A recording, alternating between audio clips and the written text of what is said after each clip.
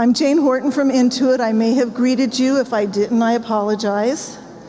So again, thank you so much. After this event, I'm going to lead a tour of this building. A lot of people have asked questions about it. It is LEED Platinum. There's all sorts of cool things.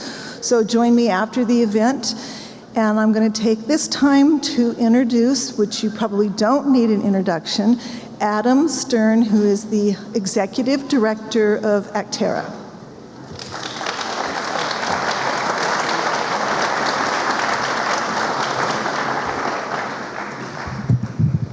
Great.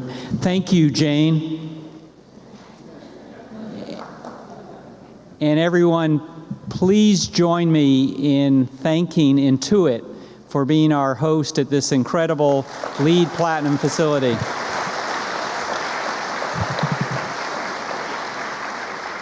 It's great to be here to celebrate environmental sustainability in business. I also want to welcome several elected officials who are here with us this evening. Mayor Barbara Halliday of the City of Hayward, Santa Clara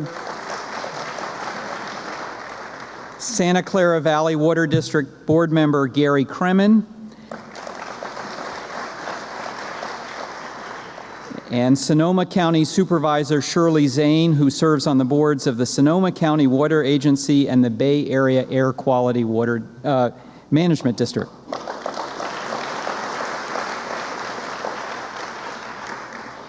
Acterra is a Bay Area nonprofit with a long history of bringing people together to create local solutions for a healthy planet.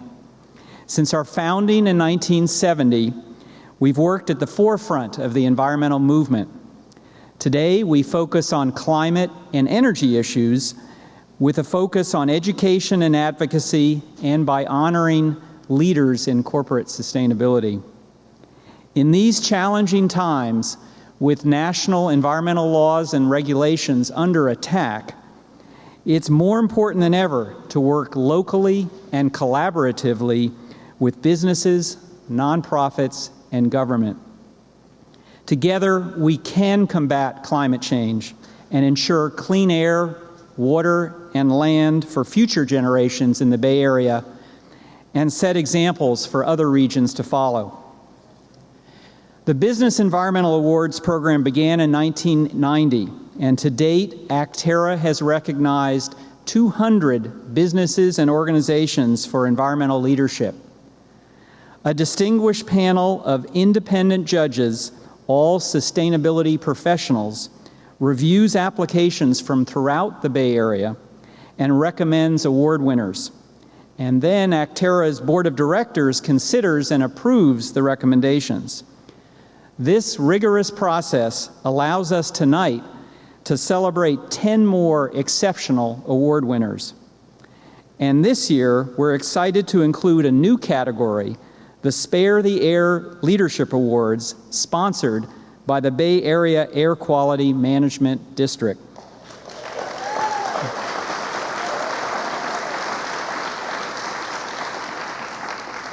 We are truly honored to be partnering with the Air District. Our missions and values are closely aligned, and our work is strengthened when we work together. And it's now my pleasure to introduce the Air District's Executive Officer, Jack Broadbent, who will say a few words about the mission of the Air District and then present tonight's Spare the Air Leadership Awards.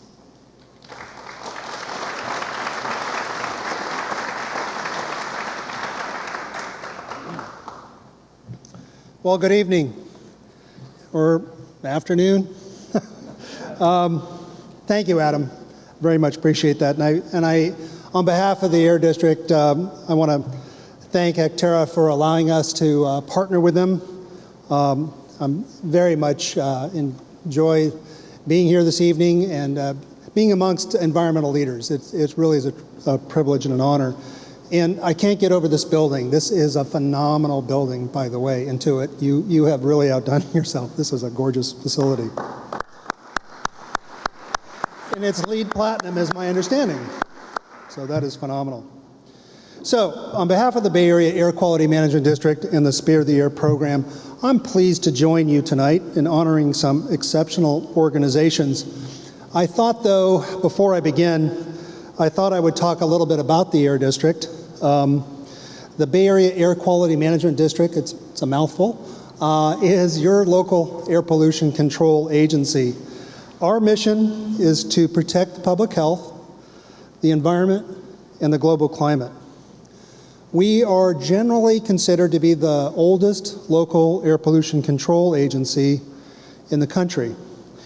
We have been able to improve air quality in this region despite the economic growth, despite just the increase in vehicles we have here, and we all breathe cleaner air as a result of not only our efforts, but of course the efforts of all of our partners here. And that includes the public, businesses, nonprofits, cities and counties. There's just a whole host of folks that we partner to be able to bring you clean air here in the Bay Area.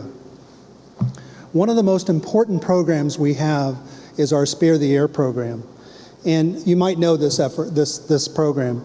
During the summertime, we ask through the Spare the Air program to really have folks take transit, carpool, really take steps in their own lives to be able to reduce the impact on the air we breathe.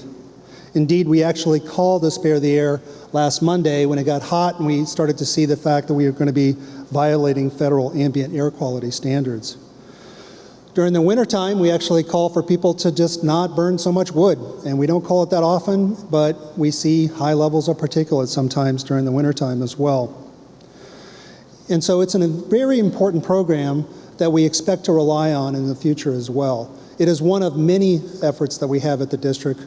We not only provide grants, we also write regulations on our sources, but we know that the Spare the Air program touches the lives of everyone here in the Bay Area. So as the region's population and the economy grows, we have some challenges we know moving forward to continue to reduce air pollution, but also protect the Bay Area's quality of life. We know that climate change represents a significant challenge for us. But most importantly, we know and fully understand as we move forward that in order to make progress, we need to take steps, and steps really have to be done locally.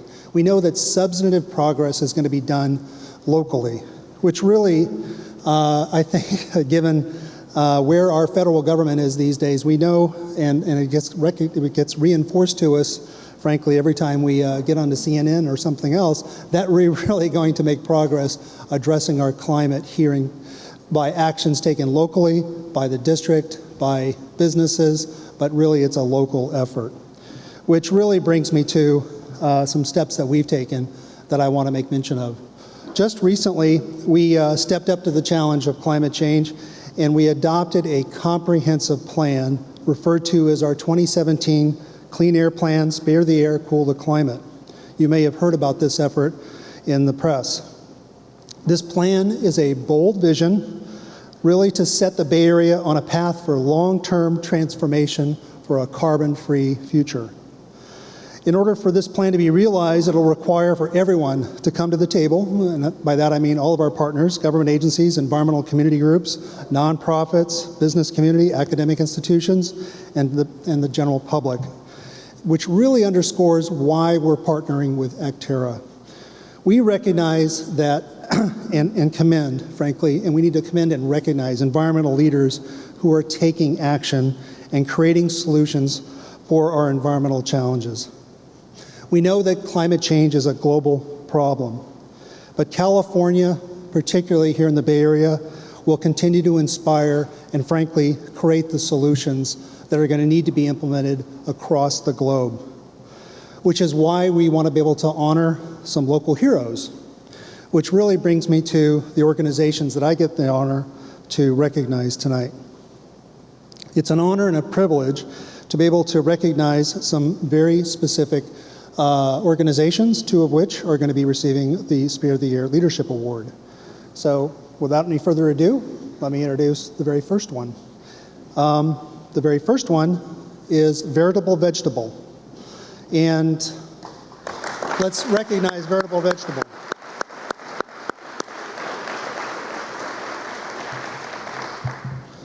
And of course, my folks all tell me when to do everything, but I'm going to go ahead and talk about Veritable Vegetable because they really need to be recognized. Veritable Vegetable will receive the first award for their work in developing the greenest fleet we've ever seen for a company this size. Veritable Vegetable transports organic produce throughout the southwestern United States using a fleet of hybrid vehicles, hybrid electric trucks, which make tremendous strides in being able, relative to better fuel economy and reduced emissions. Environmental concerns are a top priority for this company, and their dynamic team regularly improves operations to further minimize their carbon footprint. Our second recipient is the Sonoma County Water Agency, which is receiving the Spirit of the Air Leadership Award for their carbon-free water program, and is one of the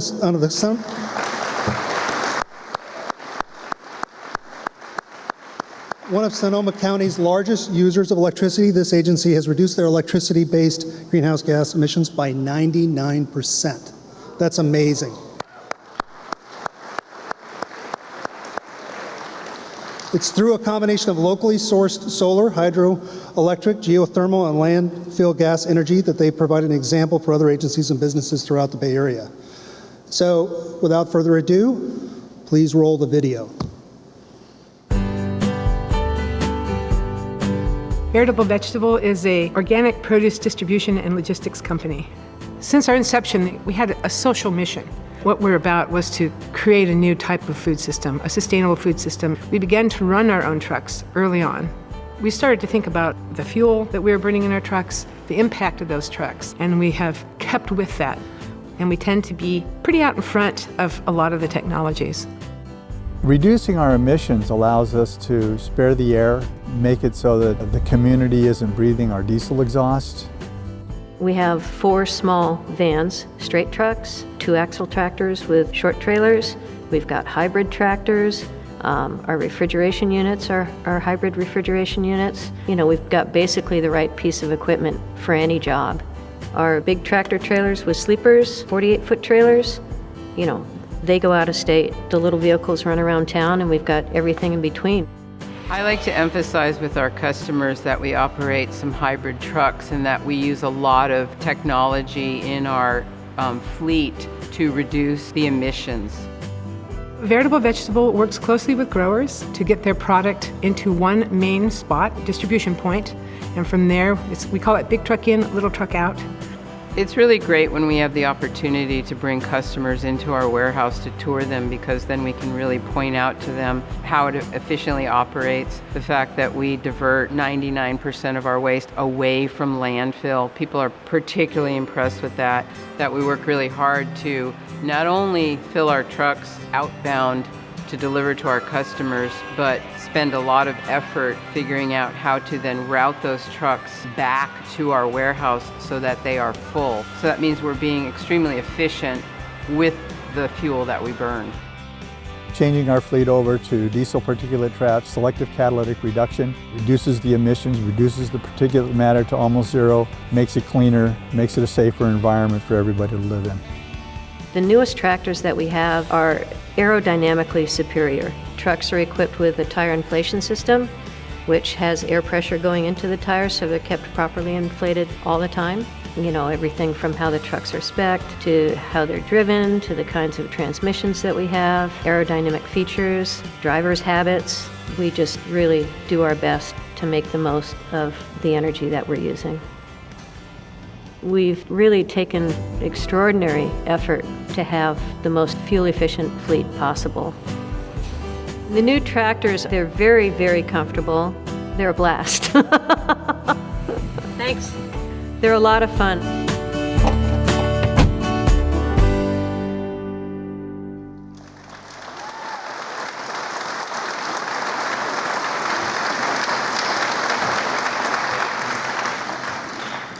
So it's my pleasure to be able to present the award to Veritable Vegetable, and I need to have Nicole come up and the representatives from Veritable Vegetable if they are here.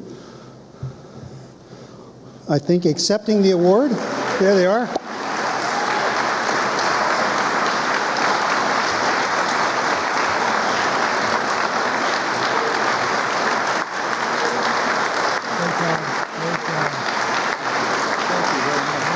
Love the video.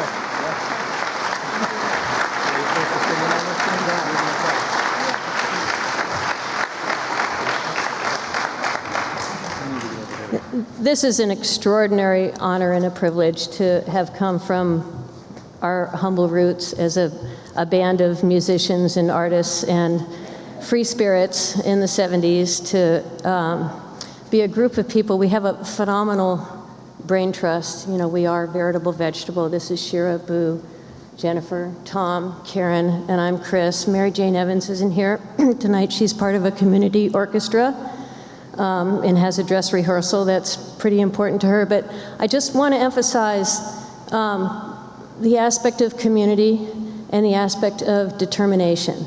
You know, the quality of the air in the Bay Area is an issue that's dear to all of our hearts. And in California, I'm so proud that California is really demonstrating an extraordinary amount of leadership in this political climate that we're in right now.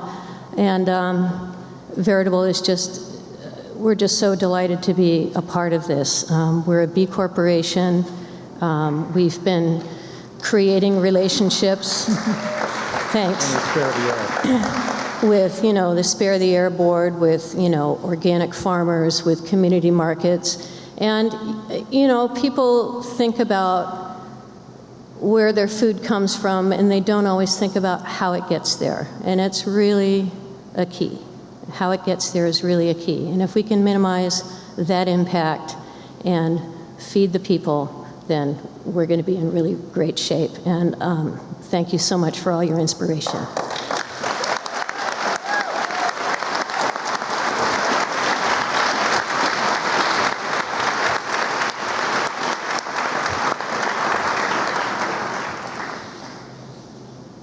That was Chris Adams, by the way. So thank you, Chris, for and all your efforts and her team. That is phenomenal. Now, I want to be able to get a chance to also recognize the Sonoma County Water Agency. Roll the video.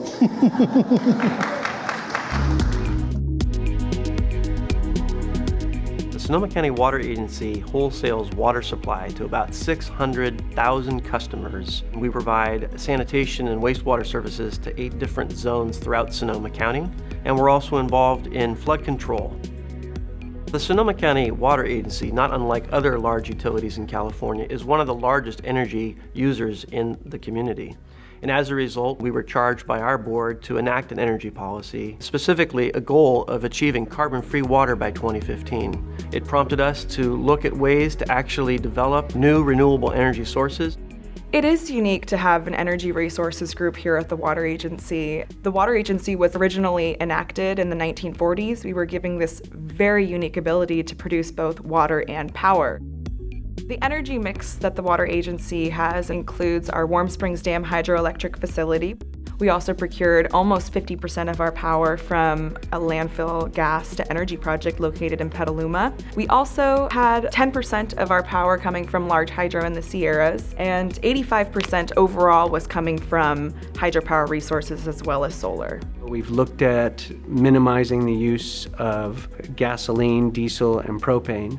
And some of that is by transitioning our fuel fleet from fossil fuel-based to electric vehicle-based. We have a geothermal heat exchange system where we have piping going in and out between the bottom of the reservoir so that it can then be either heating or cooling the building that is also on site. That completely eliminates our natural gas bill every year at that site. Some of the other projects we work on are local projects where we develop renewables on existing assets. We're taking our 8 different treatment systems throughout Sonoma County that have wastewater treatment ponds and putting floating solar panels to good use.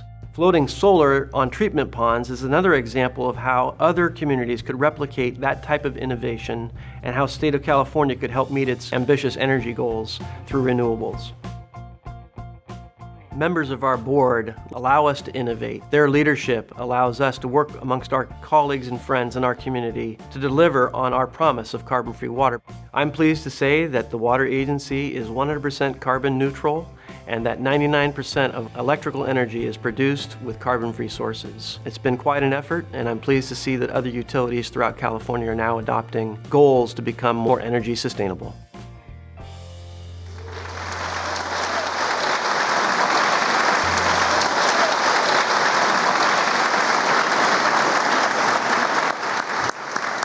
So now I get a chance to introduce Supervisor Shirley Zane. And Grant, you want to come on up? Thank you. Wow, such an honor to be here among so many incredible businesses. And I was told, by the way, I had to get up on the left side of the stage specifically, and I said, that's a great place to be on the left right now. It is such an honor, and I want to say that it is so important right now for businesses to show leadership as environmental leaders, now more than ever. Water is, this carbon-free water program, I was a little skeptical when I joined the board about 8 and a half years ago, that we were actually going to be able to do this. But boy, we had this aggressive goal and we really went after it. And I'm proud to say that we actually did succeed in a number of ways. But what I want to stress tonight, and I'm so honored, by the way, to be one of Jack's many bosses, because the Air District is also, our Bay Area Air District is literally leading the nation in so many ways in what we're doing. Yeah.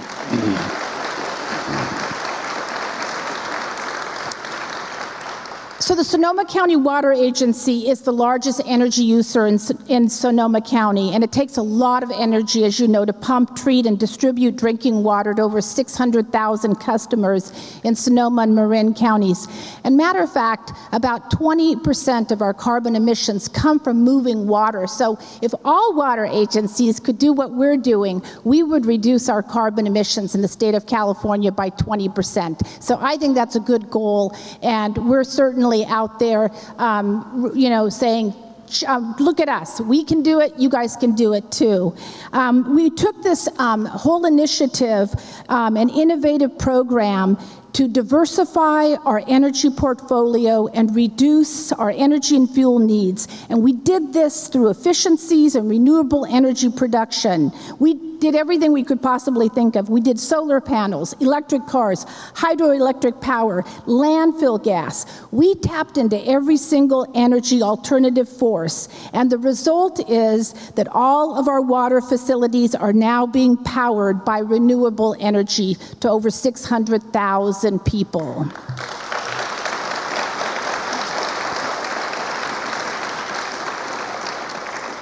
And just real quickly, here's the business side of it. The carbon-free water program not only reduced our reliance on fossil fuels, but it also has saved the water agency and its customers money that has now been put back into water efficiency and environmental habitat projects. That's right, because when we spend less money on getting that water to the customers, we can then take those valuable dollars and reinvest in maintaining our environment. Our community can proudly turn on their tap water and know they have a secure, affordable, and carbon-free water supply. Secure, too. Trump, pay attention. We will continue to work with our colleagues in the water industry to transfer what we've learned through this process, and because together, all of us with businesses, we can secure our future by investing in our water resources, environment, and community. We must never separate the synergy between air and water and energy. And that's what we think we've done pretty well, and we're so glad that you recognized it and honored us tonight. And just thank you so much. And behind me, by the way, is our leader, Grant Davis, who I had the privilege of hiring 8 years ago, and he has just been an outrageous champion, and all the way back to Washington, D.C. And Carolyn Greco, who basically looks at our carbon emissions and then classifies them and reports them. And she's been incredible too. So we can't do it without an incredible team. Thank you so much for this honor.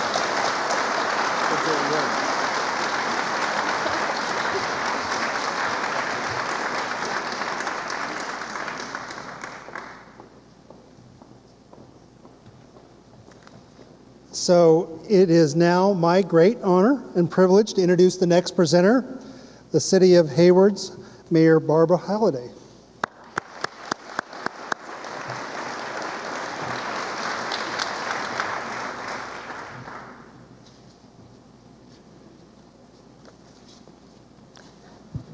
Well, good evening. It is a real pleasure to be back here up on the stage this year, although I have to admit that despite that old saying, it's better to give than to receive, it was a lot more exciting last year when I was up here accepting the Environmental Project Award on behalf of the City of Hayward's Water Pollution Control Facility and the energy savings we have achieved there.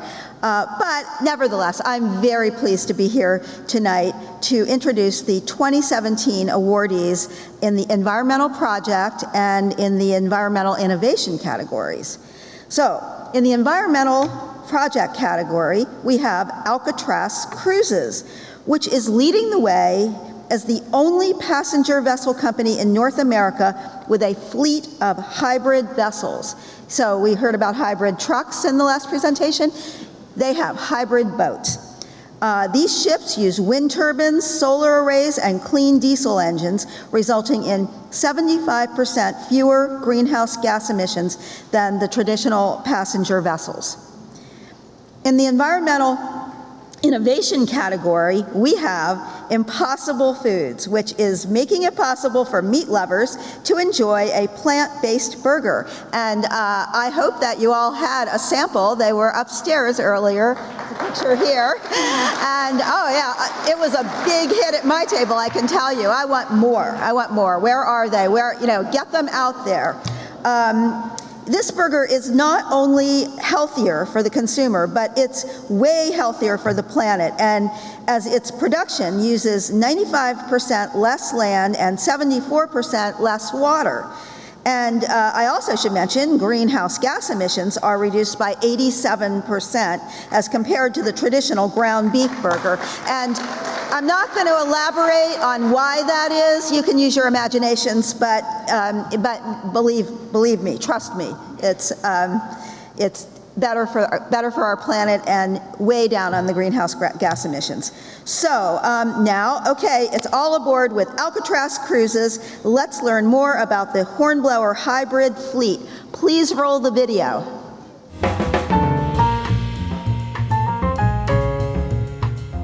Here at Alcatraz Cruises, we have a fleet of 6 vessels.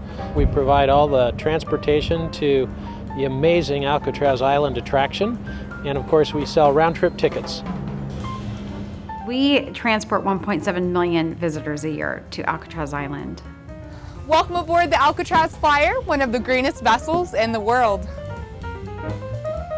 When we first started, it was pretty much traditional, conventional diesel engines, so we upgraded that to the newest possible environmental engines, and then we went a step further and created a hybrid fleet where we use battery electric systems to maximize the efficiency. On this vessel, we have 2 wind turbines that generate 2 kilowatts of power. They help provide the propulsion and the house lighting and electrical. The first couple of years we brought this out, people didn't understand what the solar panels were for. What do they do? Well, they help power the boat. So this is the main difference between a standard boat and our boat, is the actual drive motors are electric. Part of the fun of the job is explaining it and educating people. This is our environmental education interpretive. This reminds guests what's powering the vessel. When we completed, we were the first in the United States and the first in the world to have a hybrid fleet of vessels. We reached efficiency of 1/4 of the fuel and 75% reduction in carbon emissions. I actually gave up a job working on big ships to come and be a part of this. It really is impressive to see a company kind of at the forefront of a lot of this green technology. It was better for us to take older vessels and adapt them instead of creating a new vessel. Alcatraz Cruises has also achieved carbon neutrality. We've been purchasing renewable energy credits as well as carbon offsets so that we can offset any diesel that we do use. Come check out our recycling stations. These are manufactured by Maxar in a completely wind-powered facility. It offers a great opportunity for guests to learn not only how to recycle here at Alcatraz Cruises, but also at home. We've reached diversion landfill rates of 94 to 96%, and we have 100% of our vendors vetted for green criteria. I'm super proud of our team. What we hope is that the example that we've set will raise the bar for everybody. The rising tide floats all boats. So we spend a huge amount of time being the rising tide, and the people around us and the companies around us will benefit greatly by just being in our same tidal zone. Thanks for coming on board with us. We hope you join us in respecting our planet.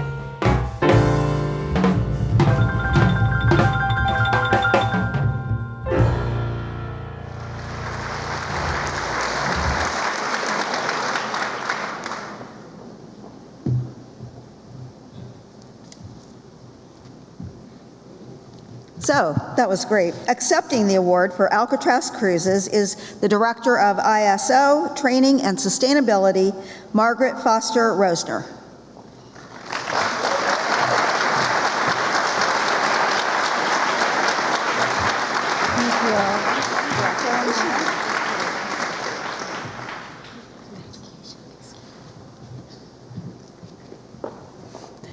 Thank you so much, the Acterra judges and committee who's chosen Alcatraz Cruises for this award. And thank you so much for our wonderful team here. We could not have done it without you, as well as Lindsay, our supervisor, with so much passion and so much follow through on all of our environmental programs. We weave environmental sustainability through each and every department of our organization, and we have 8 different organizations working towards the same goals. So thank you so much for the judges and spending this time with us, really vetting our operation over the past couple years, ensuring that we are exceeding our baselines and our benchmarks. So it was really an honor to connect with the judges as well. So this is an honor and privilege to represent the San Francisco Bay Area environmental sustainability community as well, and all of the accomplishments that have happened as a group here with the Acterra Action Committee and our collaboratives. So we as an organization are really committed with this award to continuing our improvement in environmental sustainability, our preservation of the environment, reducing our carbon emissions, and increasing awareness within our communities with education and the work that we've been doing, and also reaching our visitors on a local, international, and a broad level so that they too can create those behavior changes in their communities and do the same as we are here in the San Francisco Bay Area. So we do create shared values at our organization. We raise the bar for maritime hospitality in our industry, and we are committed truly to our mission, our vision, and our values. So we are so thankful to our National Park Service and National Park Conservancy partners, as well as our top executive leaders at our organization for actually investing in a triple bottom line strategy so that we may do our work, so we can truly respect our guests, respect our crew, and respect our planet for a bright and healthy future for clean air and clean water. Thank you so much.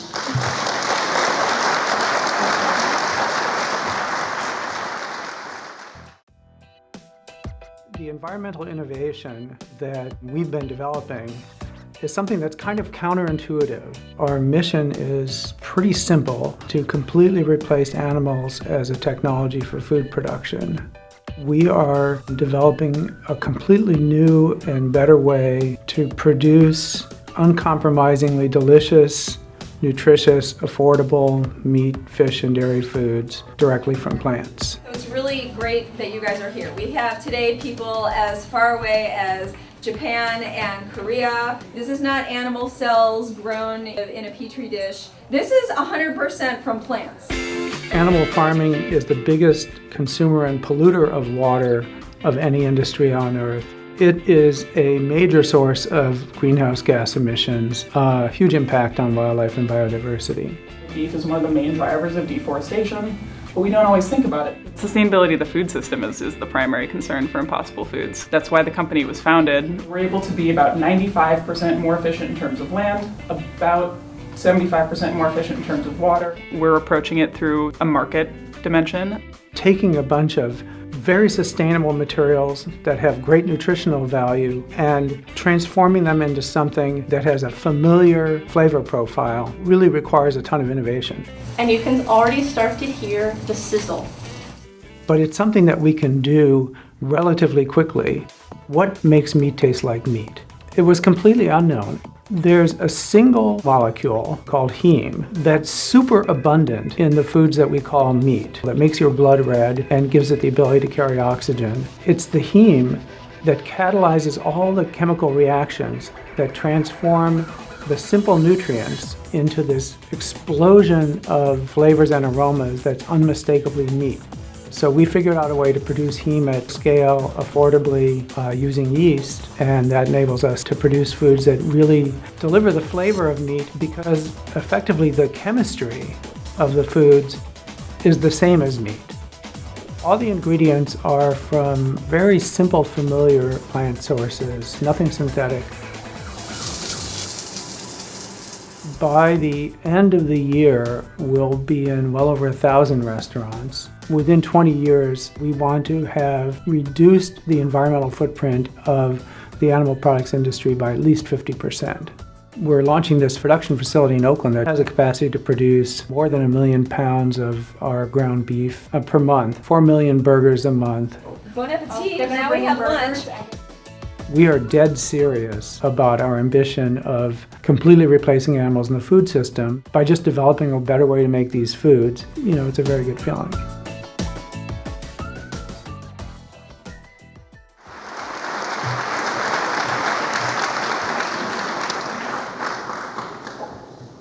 Accepting the award for Impossible Foods is Nick Holla, and who is the Chief Strategy Officer, and Ashley Geo, the Communications Specialist.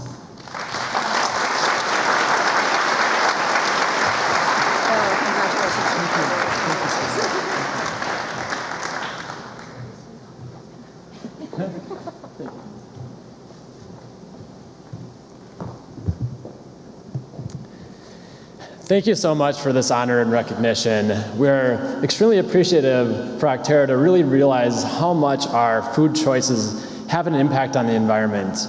Very few people realize that by far the biggest choice we make as individuals every single day on the world is what we eat. And so more and more people are starting to learn what that is, driven a lot by the work that Ashley does on our communications team and spreading the message of Impossible Foods, and we're just getting started. So our founder, Dr. Patrick Brown, that you saw in the video, started Impossible Foods 6 years ago, really with a single mission to create delicious, affordable, sustainable meat, fish, dairy foods to replace the animal farming system. We now have a team of over 150 scientists, engineers, chefs, farmers, really working on how to do this. As you can see, our first product, hopefully everybody had a chance to taste. It sounded like people enjoyed it. Good.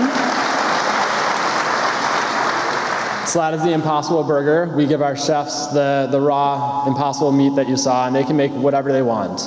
The burger's iconic form. And to put it in perspective for a choice, 1/4 pound Impossible Burger saves a greenhouse gas equivalent of driving 18 miles in an American car. A 10-minute shower's worth of water, and 75 square feet of land that we can use for better habitats. That's just 1/4 pound burger. So today, you can eat something delicious and do something good for the planet. So thank you again for this award. If you didn't get a chance to eat the burger, if you want to go have more, we're at Vina Enoteca at the Stanford Shopping Center, and along with 19 other restaurants in New York, San Francisco, Los Angeles, Las Vegas. And as you can see in the video, we are building our first manufacturing plant in Oakland. And so that'll be online later this year. Thank you. And that'll take us to more than 1,000 restaurants across the US. But our mission is much more global. So we're already looking internationally. We have first prototypes of anything from fish, chicken, steak, cheese, and we'll bring it out a lot more soon. So thank you again, and for recognizing the impact of our food on the environment and the planet.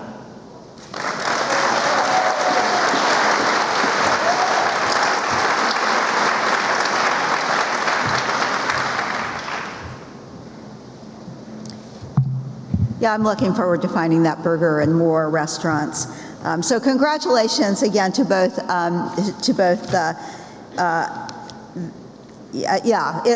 Impossible Foods and Alcatraz Cruises. And now, please join me in welcoming our next presenter, John Harvey of the Athenian School.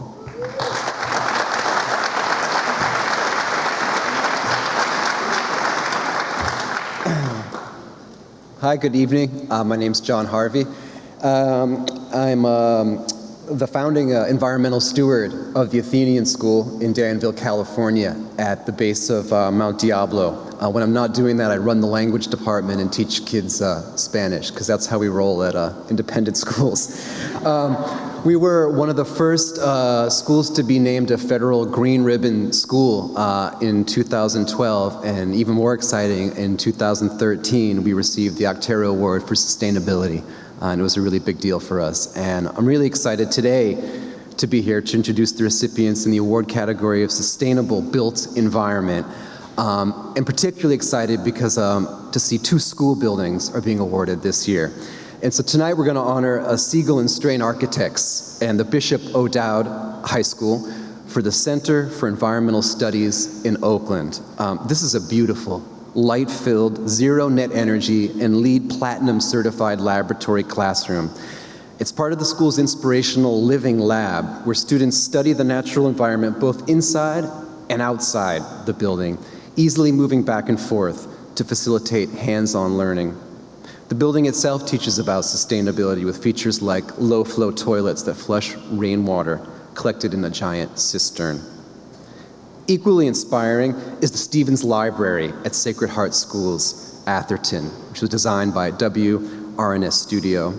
On target to be LEED Platinum as well. This is the first school building in California and the first library in the United States to achieve zero net energy.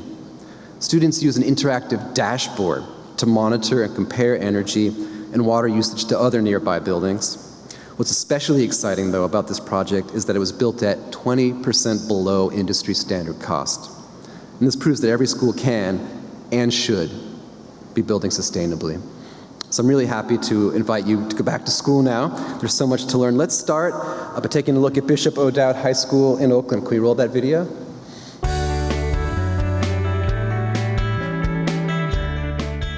The Center for Environmental Studies is located next to the Living Lab at Bishop O'Dowd High School in Oakland, California. The Center for Environmental Studies is a science classroom facility. The types of spaces that are included in this building are primarily 2 classrooms. So this is where the students learn about basic science. Ta-da! And then there's a north-facing patio that's on the north side of the building. This is all detention wood that came out of the trees that were milled from the site. And students learn to mill them. Right, help mill them. And then right out there on the other side of that wall is where all the utilities come into the building. It's where the heat pumps are. We capture rainwater off the roof. These 2 tanks here are part of the filtering system that goes into a large holding tank that is then filtered and used for toilet flushing. This indicates how much water is in the tank, so the tank is almost at full capacity. So this is the western classroom. These are recycled cabinets. The south-facing windows are high and short, and they fall under a deep overhang, as opposed to the north-facing windows, which are grander and more open, which makes for perfect natural lighting.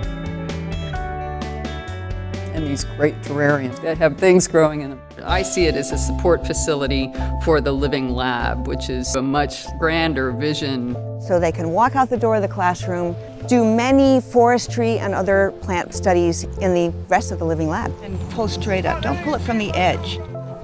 Our school keeps us really updated about what goes on in our environment. They're very environmentally conscious here. Yeah. I think they are really environmentally conscious. We learn about this stuff in climate change and global warming, so. The building is really about introducing our freshmen to nature, to sustainability, to environmental science. In regards to maximizing energy efficiency, we have a photovoltaic array. This building has no gas. It's an all-electric building. There's also a high-performance envelope. These walls are extremely well insulated. Ceiling fans augment air circulation. We are very excited that the project not only got a LEED Platinum rating, but it also has recently been identified as a zero net energy building by the state of California. Students are involved with all of it. And out of it, we have alumni who are now out in the world really making a difference. Many in various environmental sustainability programs and some in social justice, the things that our school is really all about. That gives you great hope. I mean, it's like, wow, this is the generation that's going to care enough about it to put it front and center in what they do and how they think about the world.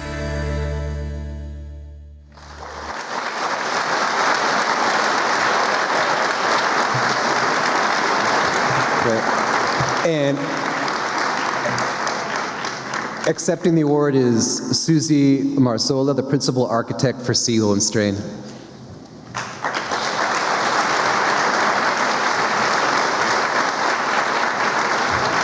Thank you so much. Thank you.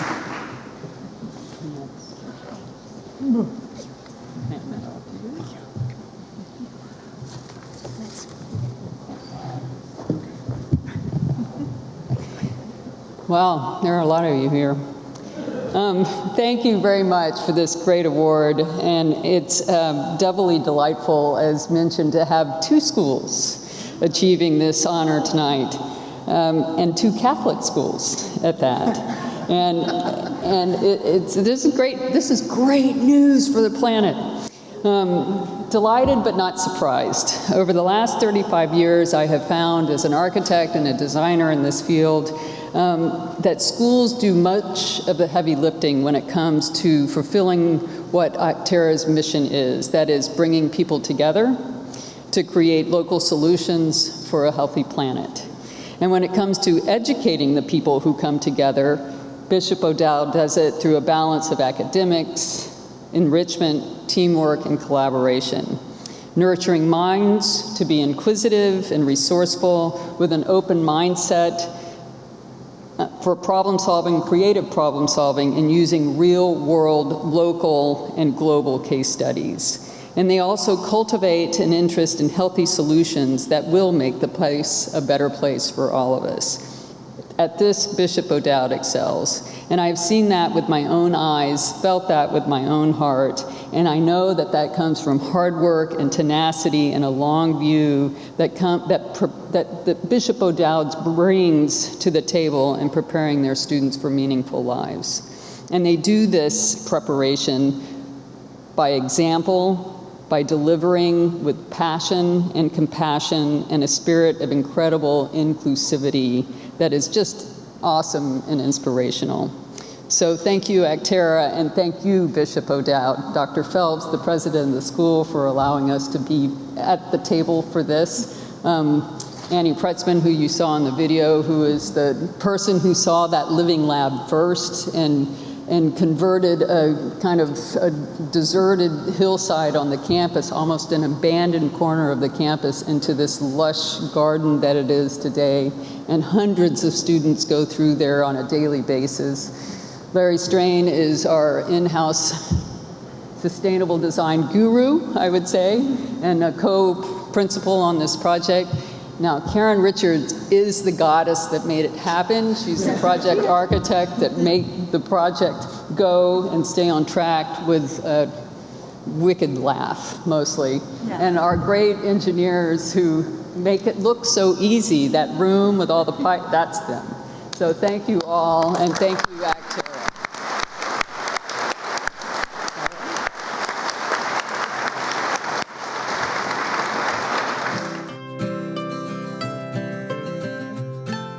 The Sacred Heart School Stevens Library is about 6,300 square feet. The main space is the library space, but also functions as a classroom and a meeting space for the teachers and the community. The design included the desire to put sustainability on display. The library is a zero net energy building. It produces more energy than it uses throughout the year. It is the first zero net energy school building in California, and it's the first zero net energy library in the United States. You can see within the library that we have solar tubes to bring in daylighting. It allows us to reduce the electric energy usage by over 70%. Throughout the library, we have interpretive signage, which helps to explain the materials or what the system is. We've shown that with true collaboration and some pencil sharpening, you can get to what's perceived as tough targets within any budget and within any schedule. This project came in 20% under the budget that was projected, which is important because that money goes back to programs and other needs that a school has. Sacred Heart's philosophy definitely is about educating the whole child, not only academically, but also to be stewards of the community and of the environment. What is this? The kids really love the dashboard aspect. Wow, we use no electricity. Wow, that's good. They can go back days and see what was produced last week, or if it was a rainy day, how much solar power is produced on a rainy day opposed to a sunny day. There was 1.2 gallons of water consumed. They like to see how much water is saved and that we reuse. It's a great learning tool for sustainability for the children. It's teaching them how much water is being recycled and seeing that impact happens right here in their own school. The library roof also collects water that filters through to a rainwater harvesting tank. So the sink water is coming into gray water storage. It's treated. Did you know that this garden here is getting all of its water from whatever lands on the roof and is filtered through this equipment and stored in this big tank right here? That's so cool. And so not a lot of water is going to waste. No. They're pretty smart. To see the students engaged with the building and with the information that's provided is the most wonderful thing.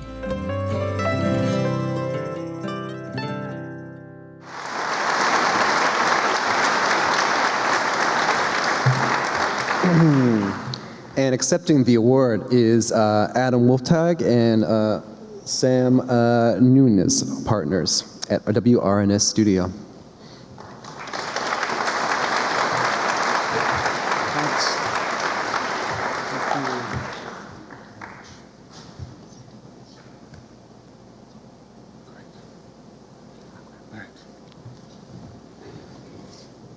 Well, first, thank you very much. This is a tremendous honor. I'm here tonight with Sam Nunes and Debbie Martinez from Sacred Heart Schools. Unfortunately, Pauline Souza couldn't make it tonight, so we'll go back and tell her all the good news tomorrow morning, first thing at work. As much as Sam and I would like to claim responsibility for this entire building, we can't. We had some spectacular engineers and consultants on it, two of which are here tonight, integral and interface engineers. We work tirelessly and collaboratively with one another to really produce a building that is incredibly efficient. And so much of architecture is taken in by the eyes. It's what you see. And the performance of a building is something you can measure and document. And this building is very efficient, and we love going back to it and seeing how it continues to become more and more efficient as people understand how to use it. But I think the real measure is what you hear, and the joy of this building is going back and listening to the students, talking to them, talking to the teachers about not only what a wonderful space it is to be in, but how the building kind of shifted their thinking and how the building kind of taught them something almost intuitively. And that's really the honor of going back to this library and seeing it. Special thanks to Sacred Heart Schools, who really pushed us and challenged us to design a building that really was reflective of their mission, which is social awareness, community, and sustainability. Thank you very much. Thank you.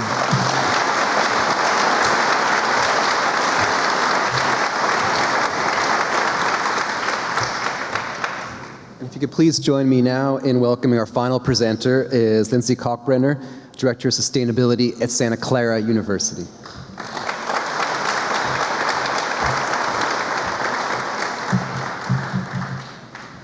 Good evening. I get the pleasure of going last, and I'm a current Acterra board member, also a former judge of the Business Environmental Awards, and I direct the Center for Sustainability at Santa Clara University, and we were a recipient of this very award in 2014, so it's nice to be in multiple parts of this program, and obviously this is near and dear to my heart. So it's a pleasure to be here tonight, and an honor to introduce the 4 recipients of this year's award for Acterra's highest honor, the Acterra Award for Sustainability.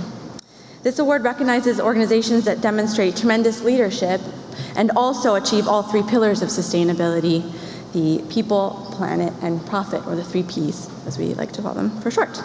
Recipients of this award come in all shapes and sizes, as you'll see tonight, from very small to large.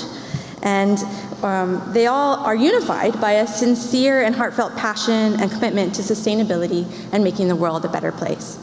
So we'll start with very small. That's Bay Maples Wild California Gardens. It's a very small business with a very big heart. After a long week designing and installing drought-tolerant California native gardens, gray water systems, and rainwater catchment systems, Alan Hackler, the founder of Bay Maples, also spends most of his Saturdays volunteering. He teaches young men at the Juvenile Detention Center in San Jose life skills in sustainable gardening and food preparation. Transforming lives and transforming lawns, Bay Maples is a polar opposite to the typical Bay Area mow and blow landscaping business. Next to our small business for the evening, the Stoke office may have a small footprint in San Francisco, but their impact is huge, over 107 million square feet globally. Stoke clients see enhanced profitability through reduced waste, minimal water usage, and zero net energy use. There are no boundaries when it comes to innovation at Stoke. When employees, also known as Stokers, were dissatisfied with their 401k plan, they put their heads together to devise the first ever impact-rated fossil fuel-free and gun-free plan, which they're now promoting to other businesses. Moving on, we have, speaking of aligning your investments with your values, Beneficial State Bank is another awardee for tonight, and they're leading the charge. This bank is defined by social and environmental justice values to the point that the founders donated all the economic shares to a nonprofit foundation. That foundation was specifically created to give the bank's profits back to low-income communities and the environment. Beneficial's products, services, and actions foster environmental protection, education, and advocacy, as well as social impact and equity. Customers sleep well knowing that the bank has committed $57 million in affordable housing loans, helping to put a roof over everyone's head. And if your head's not in the clouds, you've surely noticed San Francisco International Airport, SFO, is not your average airport. We all know the enormous impact of transportation on our environment, and San Francisco International Airport is taking great steps to mitigate that impact. While serving over 50 million passengers annually, SFO has managed to reduce greenhouse gas emissions by 38% from a 1990 baseline. And next time you grab a bite to eat at the airport before heading to your flight, notice that more than half of the vendors within SFO are small and local businesses. That's just one of the ways that SFO ensures that surrounding communities benefit from the economic impact of the airport. So from very small to large, these 4 organizations are all big stars. Let's watch their stories now, starting in our own backyards with Bay Maples. Please roll the video.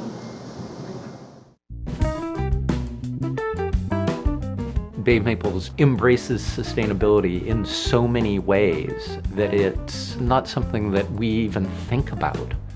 We are first and foremost a landscaping company. That being said, we do landscape designs that incorporate drought-tolerant gardens and edible gardens, and we are also trying to put in gray water systems and rain catchment systems. We are located in San Jose, however, we're really able to go all over the Bay Area. So the cool things about this site is that it was previously a 3-bedroom house. So we've incorporated some gray water systems in our bathroom here, a composting system in our kitchen. We have foot-pedaled sinks in the kitchen. So this enables us to have sort of a couple of different demonstration areas that people can come and see at our office that they can visualize and see how it would work in their house. So this is our gray water system here at the office. It is taking water from our bathroom, which is on the other side of this wall, and the water flows inside this network of pumps and filters, which then sends the water out into the garden. The gardens that we're installing provide habitat. They are low energy, low impact. I just think it's important to make sustainable gardening commonplace. And it's all about just like spreading awareness so that people want these things rather than the lawn. I've had clients call me and ask, like, why don't you maintain a lawn? You're a landscape company. Why don't you use sustainable ways of cutting a lawn? I almost feel embarrassed. I don't have even the tools to do it. I don't even own them. I don't want to own them. While I have you on the phone, we can discuss some ways of ripping your lawn out and doing some lawn alternatives. There's some rebates. Yeah, I don't think we can calculate how much water we're saving with the amount of gray water systems. And we've put in thousands of gallons worth of rain tanks. It's staggering. So this is our hydroponic system. The water starts in the large tank where we have some fish, and it gravity feeds these 2 beds. We're primarily growing vegetables. It's a closed loop system. We're putting in a garden at Woodland Library for the local Girl Scout troop as a native demonstration garden to show people coming to the library how they can save water at their house. The sheds outside are all built with reclaimed wood. How we use the shop here to kind of store and catalog reused material, to divert materials from the landfill. I try to walk a fine line between being a hoarder and being someone who's always looking for some fun material to reuse. We started making these really fun little wooden signs. Actually, Catherine is amazing at it. So we get to create all these one-of-a-kind pieces from something that would otherwise be trash. So we want to share what we know. We don't really hold anything back. The more people doing this kind of stuff, there's more people that get familiarized with these sustainable techniques that we use, and it just makes the whole sustainability market that much healthier.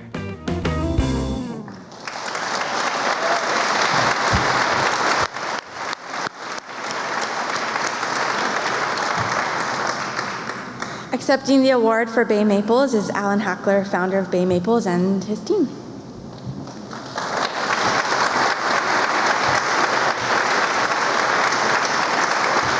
Thank you so much.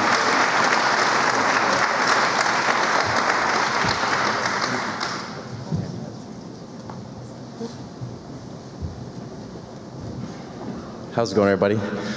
I got a haircut since that video, but I promise you it's still me. It is still me. I really want to say thanks to my amazing team I have here, and they really help me every day putting in the hard work and making it happen. So there's no way any of this could be possible without them. And even though we're a small business, I feel like we have big dreams and big ideas, and it's really been fantastic to get to this point. About 7 years ago at this point, I was about to graduate from San Jose State, and I promptly dropped out and moved out of my house, broke up with my girlfriend, and moved back with my parents with no money, no credit, tons of debt. So I figured what a fantastic time to start a new company. And it's really been, I can honestly say that I think I can count the number of days I haven't worked on my hands since that day. And only because I had no other option, and I really believe in this. It's not, I don't do this because I think it's a fad or it's the cool thing to do or it's the next business model that's going to make money. I really, really, truly believe in this, and only reason I was able to make this happen is I'm just stubborn, and I just refuse to not make this happen. We're going to do this no matter what happens. There's no other option. So I don't want to see what the other option is. The option is making this happen. So I appreciate everyone for being here. I'm really inspired by all the amazing companies. You guys are all doing some really fantastic things. I get caught up in our own bubble, and it's hard to see the big picture and see there's hope of other companies, and you guys really inspire me too. So keep doing what you do, and it's a fantastic event, and thank you very much for being here. Appreciate it.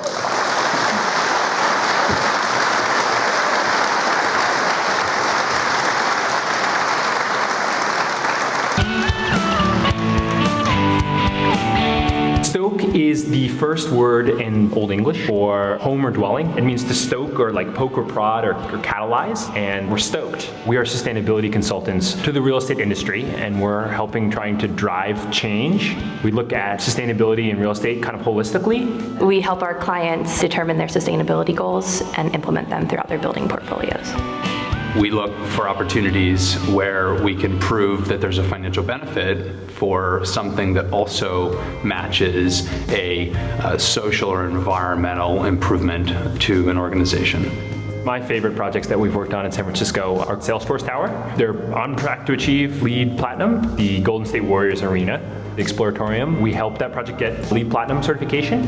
Right now across our projects, we're averaging 30% energy reduction, 34% water reduction, and almost a 75% waste reduction.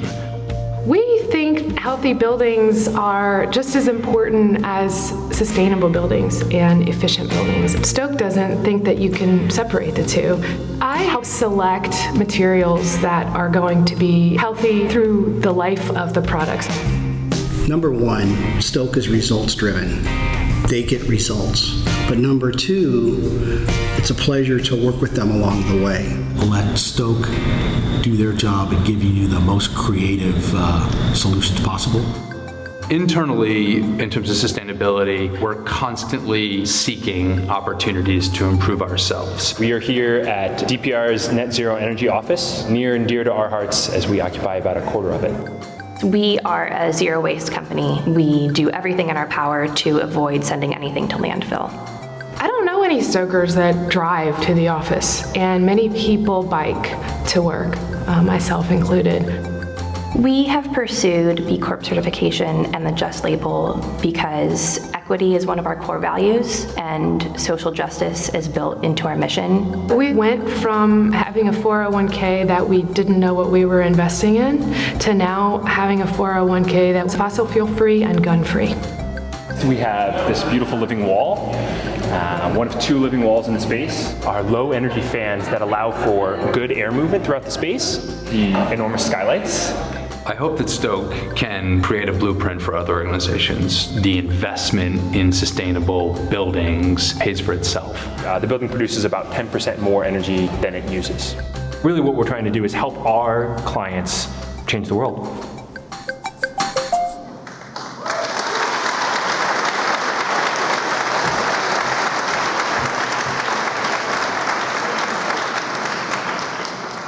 And accepting the award for Stoke is Burke Pemberton, principal, and his colleagues.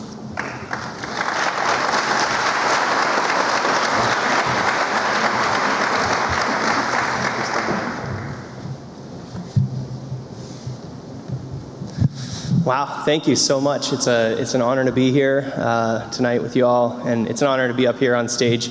They don't usually let me do this stuff, the big guys at Sustainable Brands, so they let me out of my curtain behind the computer. So it's nice to be here in this beautiful space. Thank you to Acterra for everything that you do for this community. I think we can all agree that the world needs more Acterras out there, pushing us to be the best we can be. And it's, really when Stoke thinks about the environment, we think about people. And so just little Cliff's notes, this presentation is about people. And I'm going to start with a young gal in our office, an intern named Alice Kontopoulos, who is traveling around Greece right now with her family.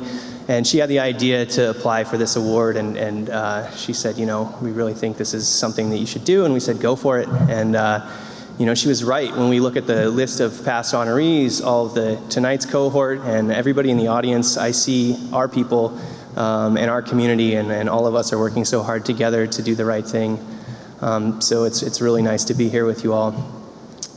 So Stoke is a real estate services firm focused on a regenerative economy. We're not your typical real estate services firm. When we work with our clients, we focus everything through the lens of sustainability, but ultimately it always comes down to the value of the investment. And we tell our partners that for every dollar that they spend designing their buildings, they could spend $10 building their buildings. They're going to spend $100 on the ongoing operations and maintenance of their buildings, and they're going to spend $1,000 on the people that occupy that space. So let's stop focusing on the $1 and the $10 and not look at the $11. Let's focus on the $1,100. And so a lot of what we've done for the longest time is focus on optimizing the value, make the most net zero building, make the most water efficient, energy efficient, LEED Platinum Living Building Challenge building with the healthiest materials. That's 10% of what it's about. The other 90% is about creating an environment where all of us can thrive, because we spend most of our life in buildings, and we live and we work and we play in buildings, and so they need to be healthy environments where we can be productive and where we can thrive. So Stoke does that internally by developing a human capital engine where we are motivated by what Daniel Pink, some of you may know, is the true intrinsic motivators of the workforce, not extrinsic motivators of the next-gen economy. The intrinsic motivators are autonomy, the ability to do what you want, when you want, how you want. And so we provide our team with the tools and the governance structure to be able to operate on their terms, the way that they want to run the company and treat everyone like a business owner. Mastery, the ability to be the best at what you do and what you know how to do. We provide them with the knowledge, infrastructure, and management tools to be able to create communities of practice and to share their operational knowledge with one another, only what they need when they need it, at the click of a button on demand.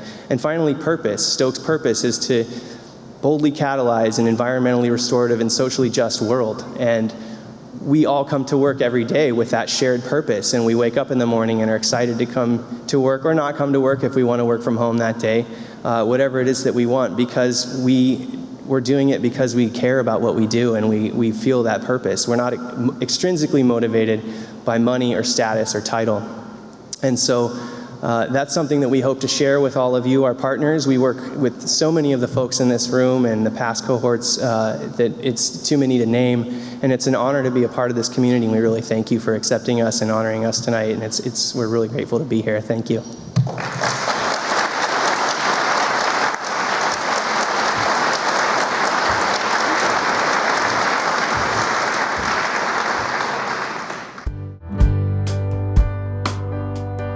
Beneficial State Bank is a triple bottom line bank, which means that it strives to turn a profit, but not at the expense of society and the environment.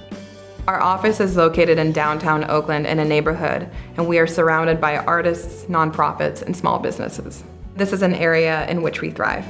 Beneficial State Bank offers checking, savings, money market, and time deposit accounts so that individuals can align their money with their values. We also lend to businesses, nonprofits, and other organizations so that they can borrow from a bank that respects their values. 100% of the economic rights of Beneficial State Bank are held by a public charity foundation called Beneficial State Foundation.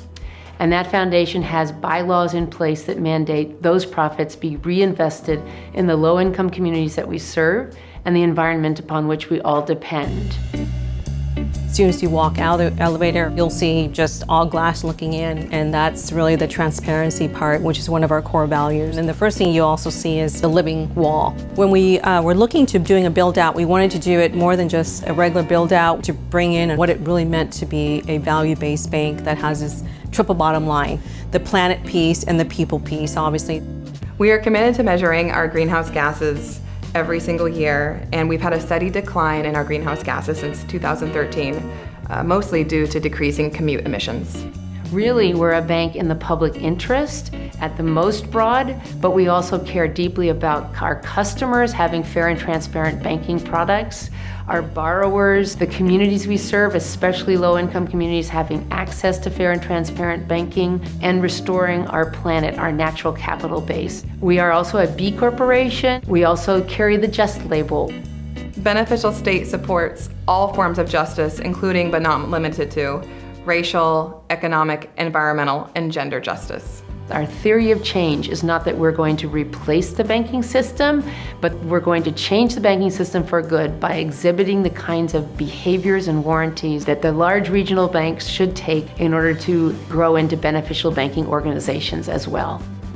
There is a large billboard right across the street that features one of our clients. Beneficial State wants to highlight our wonderful customers and clients. Beneficial State Bank helps us become more sustainable through a line of credit that helps us meet our triple bottom line. We chose Beneficial State Bank because they have a mission that's deeply aligned with the Ecology Center's work. We pursue an ideal of benefit to all, harm to none, and we dwell in the constructive of that. We are trying to create a beautiful economy. Oh, oh, oh, oh, you deserve a bank like this. Let me hear you say, oh, oh, oh, oh, you deserve a bank like this.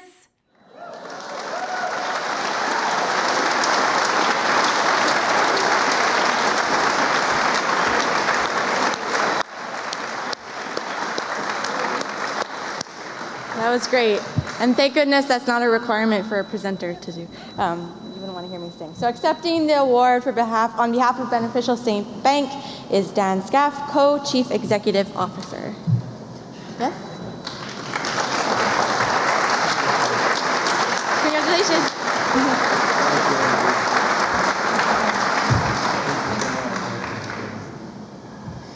Thank you very much, Lindsay, and good evening, everybody. It is really a thrill to be here. It's such a privilege and pleasure to be recognized like this. And let me start by saying I am not planning to sing. The first thing you learn at Beneficial State is not to follow your founder, Kat Taylor, up to the lectern. Let me start by thanking our magnificent colleagues at Beneficial State Bank and Beneficial State Foundation, and especially our green team that keeps us focused on our objectives every day, internally and externally. So Tommy Edwards from the bank is here, Annie Claybaugh, who you saw on the video of our foundation, and Salvador Menjivar, who is the executive director of our foundation. Let me also thank Acterra for really elevating and recognizing the work that we're trying to do. You know, when we started this bank 9 or 10 years ago, it was not a given that you could change the banking industry for good and build a safe and sound and sustainable business, which is, by the way, a requirement of our federal regulators. And, you know, 9 or 10 years later, you fast forward and here we are with approaching $1 billion in assets, 17 locations in 3 Western states, 225 magnificent colleagues, and approaching 70,000 customers. And really, how we get there is because of our customers. And it's because of great organizations like Acterra that pull us all up. So thank you, Acterra, for everything you're doing.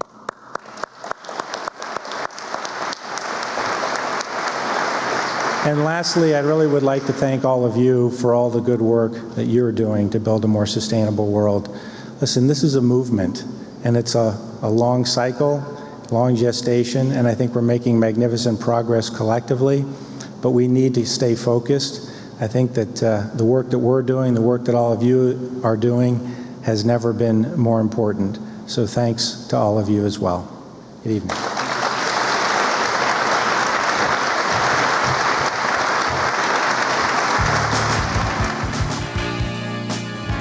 Sustainability is important for SFO as a public entity.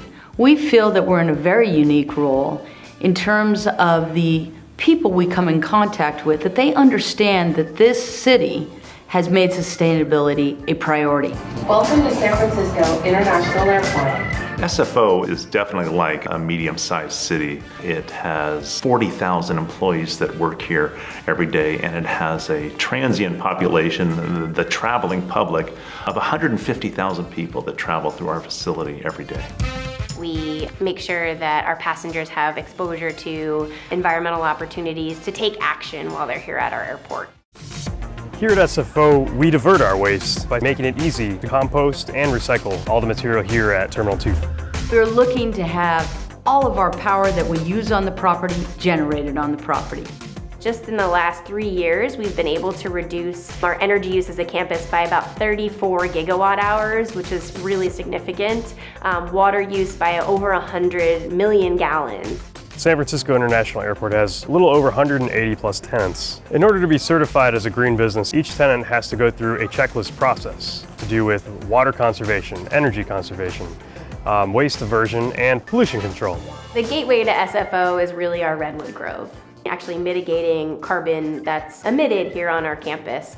We were the first LEED Gold terminal campus in the country. Through all of our investment and major infrastructure projects, we've been able to reduce our greenhouse gas footprint by 30% since 1990. We take full advantage of the natural light here. It saves us a significant amount of energy throughout the airport. SFO is very proud in leading the way of social equity.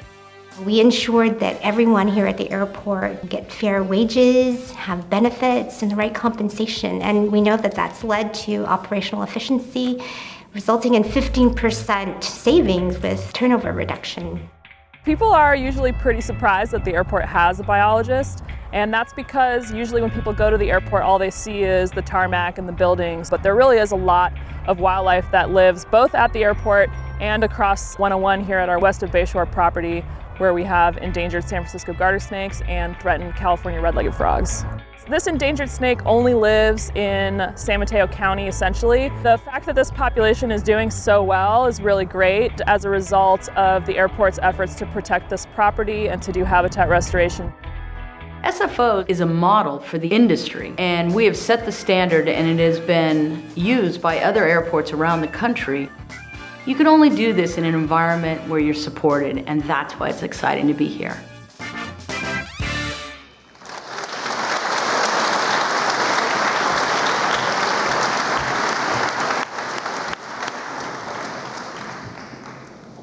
Accepting the award for SFO is Julian Potter, Chief of Administration and Policy. Congratulations. Thank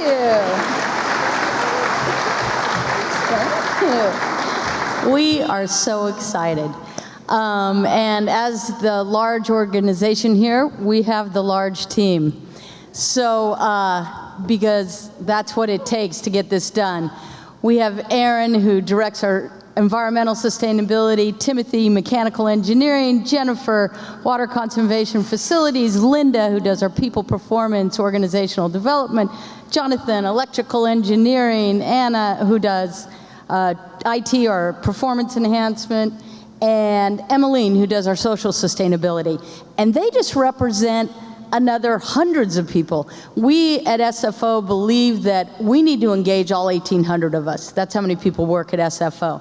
But this is the leadership team here that is reaching out and creating the cohort that can change everything we do at SFO, and it's exciting work. And thank you, Acterra. It's humbling to be here amongst all these organizations, and your leadership and your vision to bring us here tonight so we can watch everybody's videos and run out and go tell everybody all the great, exciting things that are happening. And that's why we're grateful to be right here, you know, right here in the Bay Area. This is where it's happening. And you heard in the video, we take it very seriously as a public entity. We are responsible to our elected officials and the residents of the Bay Area, and they expect this level of performance from us. And we can do it. We can do it on our own. We don't need Washington. We don't need anybody. You know, we need to make the decisions within our own companies that this is what we're going to do. And that's what we've done. And I'm so proud. And the impact as, you know, 150,000 people a day, but we go to 125 different destinations around the world. 40,000 people in the region work at the airport.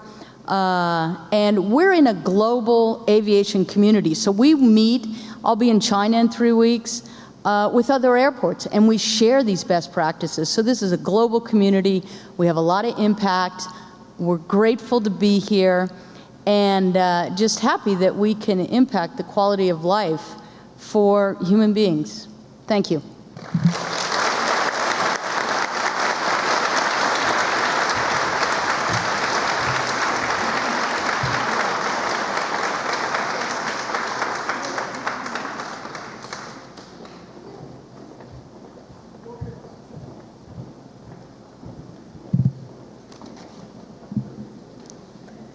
All right. I'm Nicole Angel. I'm the Director of Business Partnerships for Sustainability here at Acterra. And I hope you've enjoyed yourself this evening.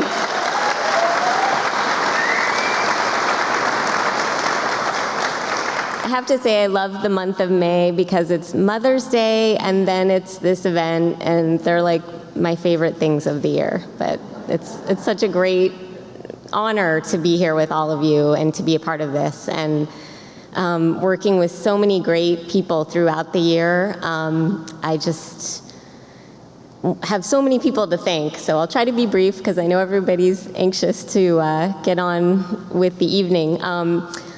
First, I want to thank Sarah Antonelli.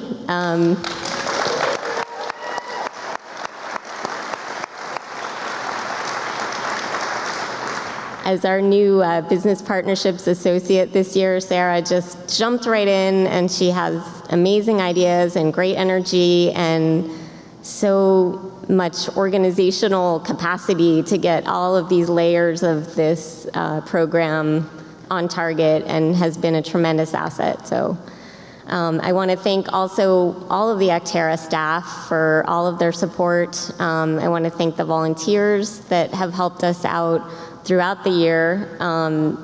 Really, the judges and the advisory committee members are the heart of this organization. They spend so many hours helping us in so many ways and make this program possible. Please stand if you are an advisory committee member or a judge here in the audience, and we may all give you a round of applause.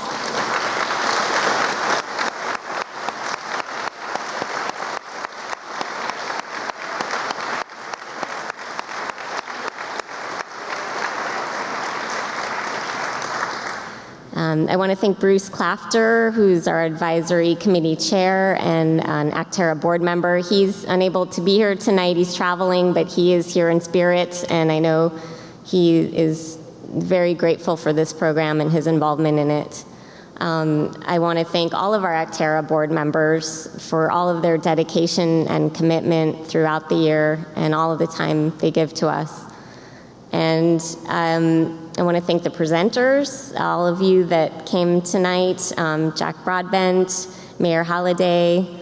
I want to thank John Harvey and Lindsay Kalkbrenner. Thank you for gracing us on this stage and presenting the awards and sharing your energy and spirit with our award winners.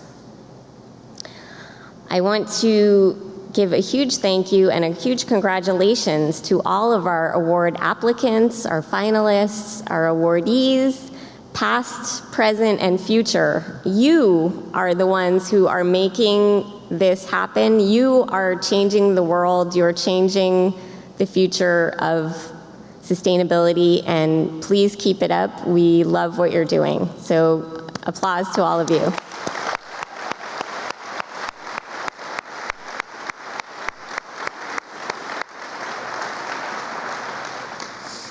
I want to thank the Bay Area Air Quality Management District for their wonderful partnership. We're so honored to be your partner and to be doing this with you. And I especially want to thank Tom, Tom Flanagan. Phenomenal job. Tom just jumped right in. I mean, he helped facilitate the award between Acterra and the Air District, and then he jumped into the advisory committee and the judging committee, and he just jumped all in, and he's a great guy, so thank you.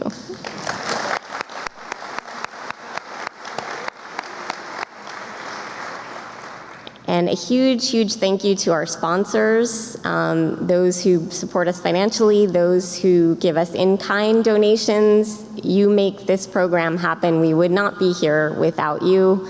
And thank you for your love. We love you.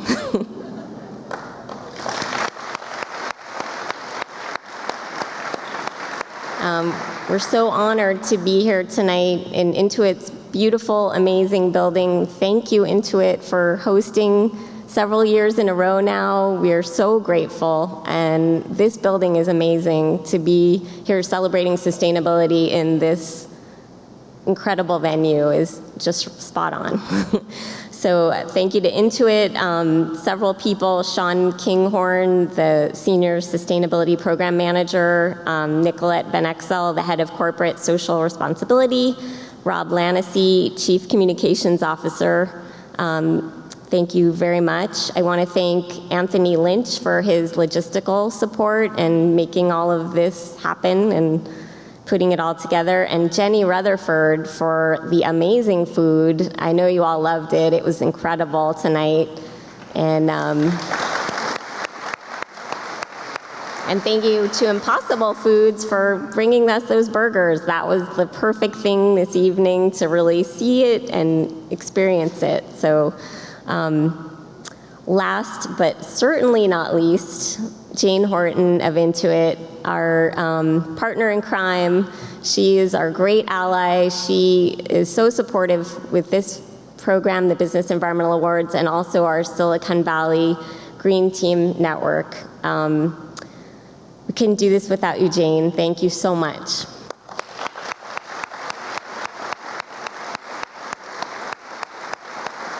So I'd like to invite Jane to come on up and close the evening for us.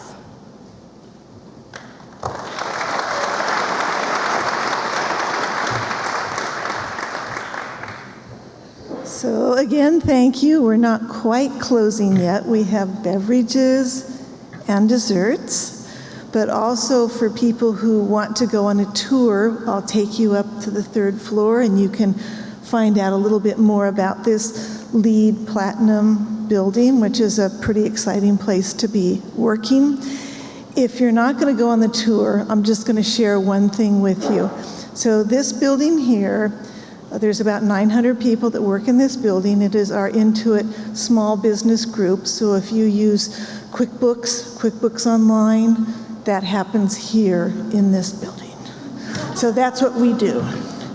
So one of our changes coming into a LEED Platinum building was, and if you go on the tour you would see this, but if you're not going on the tour, I'm going to share it with you. In our former lives, every 900 desks here would have a desk side container for your recycling and your compost. As a LEED Platinum building, that's all gone.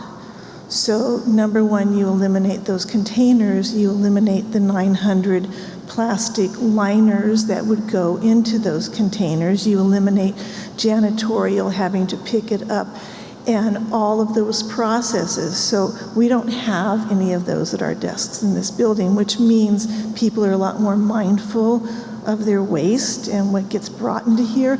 And if you have to carry your compost over to the compost bin or your recycling over to the recycle bin, and you get a little bit more exercise, but it really changes your mentality when you're in a LEED Platinum building, from the fact that there's no garbage disposals, all these different things that happen in a building like this. These are the things that are reducing waste, that are helping us to be more conscious, and companies become, as it was pointed out before, becoming leaders and really supporting what's healthy for the planet, healthy for people working in a healthy building. So come on a tour if you can. Go get your desserts, go get your beverages, and you'll see me. I'll be lurking around here in about 10 minutes, and we can take the elevator upstairs for a tour. If you don't want a tour, schmooze with all your buddies here and have a good time. So thank you everybody for coming.